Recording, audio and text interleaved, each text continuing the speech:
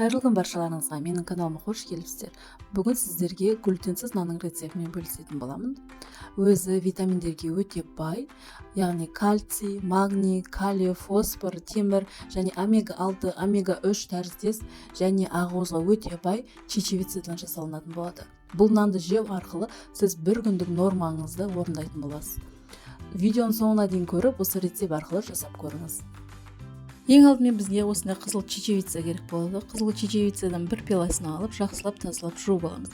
Және суын көп қып бір түнге қойып қоямыз.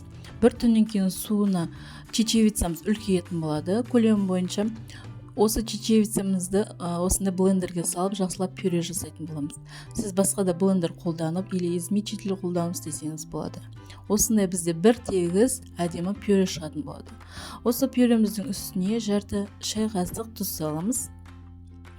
Және де разрыхитель салып, жақсылап араластырып аламыз. Осының үстіне бір шай қасықтай шығатындай лимон согын сығып құятын боламыз. Нанның іші дұрыс пісу үшін, көтерілу үшін және өз формасын ұстау үшін бізге осындай псилиум қажет болады. Псилиумны 3 ас қасық салатын боламыз. Көп салсаңыздар, одан сайын көтеріліп, іші пористі болып шығатын болады.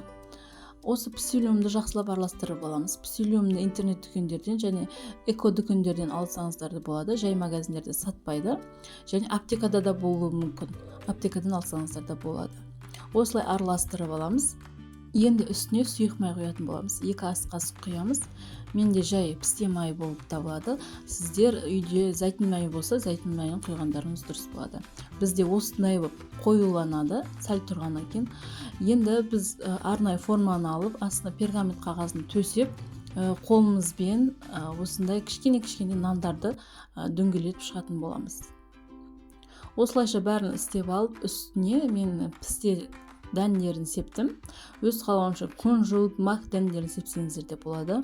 Осылайша осы нандарымызды 40 минут көлемінде 180 градуста пісіріп аламыз. Піскенін ағаш таяқшамен тексерсеңіздер болады. Мінекей біздің нандарымыз пісіп шықты. Ыстық болып тұр. Ыстық кезінде ешқандай кеспейміз, суығанын күтетін боламыз. Мінекей суығаннан кейін осындай әдемі, жұп-жұмсақ, үлпілдек нандарымыз шықты. Сіздерге видеом ұнап жатса, немесе пайдалы болып жатса, мені қолдап каналыма жазылып кетіңіздер. Осы видеоның астына комментарий қалдырып, лайк басып кетуді ұмытпаңыздар. Видеоның соңына дейін көргеніңізге көп рахмет.